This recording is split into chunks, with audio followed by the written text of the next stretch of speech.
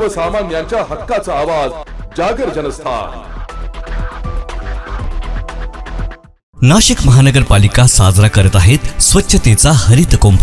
मित्रांनो, आज प्लास्टिकचा वापर हा आपल्या जीवनाचा अविभाज्य भाग झाला आहे, पण यामुळे पर्यावरणाला तर हानी होतेच, शिवाय आपल्या आरोग्यालाही याचा धोका होतो। प्राणीमात्रांचे, जलसाठ्यांचे, पर्यावरण व आरोग्याचे नुकसान होण्यापासून थांबवण्यासाठी प्लास्टिक पिशव्यांना नाही म्हणा, कापडी किंवा कागदी पिशव्यांचा वापर करा। आपल्या छोट्या बदलांमुळे मोठा फरक पडेल, शहरे स्वच्छ व सुंदर होतील। चला, प्लास्टिक मुक्त जीवनशैली स्वीकारूया आणि अस्वच्छतेवर मात करूया।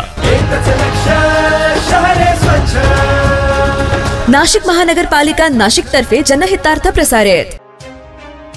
पाटणा देवी रोड परिसरातील टवाळखोरांचा तो अड्डा उद्ध्वस्त, आमदार मंगेश चव्हाण यांची बुलडोझर कारवाई। चाळीसगाव शहरातील पाटणा देवी रोडवरील आदित्य कॉलनी भागात काही दिवसांपूर्वीच एका अल्पवयीन मुलीचा विनयभंग झाल्याची घटना उघडकीस आली होती। या भागात असणाऱ्या अनधिकृत बांधकामांच्या ठिकाणी काही टवाळकर मुले येणाऱ्या जाणाऱ्या महिलांची छेड काढत असल्याच्या देखील तक्रारी होत्या। तसेच या खुल्या इमारतीत जुगाराचे व दारूचे अड्डे असल्याने याचा मोठा त्रास परिसरातील रहिवाशांना होत होता। आमदार मंगेश चव्हाण यांची त्यांच्या निवासस्थानी भेट घेऊन त्यांना होणारा त्रास कथन केला व आदित्य कॉलनीमधील टवाळखोरांचा तो अड्डा पाडून टाकण्याची विनंती केली।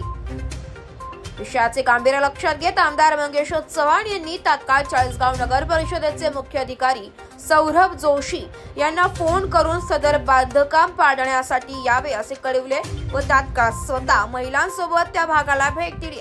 तिथे असणाऱ्या टवाळखोरांच्या अड्ड्यांची पाहणी केली व त्या अनधिकृत जागा जेसीबीने उद्ध्वस्त केल्या। आमदार मंगेश चव्हाण यांच्या या धडाकेबाज बुलडोझर कारवाईमुळे परिसरातील महिलांनी व नागरिकांनी समाधान व्यक्त केलंय।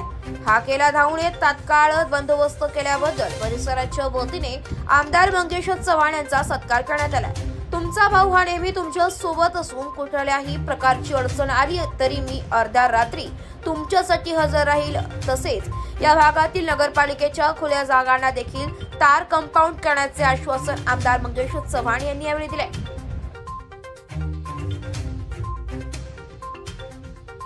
जागर जनस्थानसाठी प्रतिनिधी सोजीलाल हडपे, चाळीसगाव।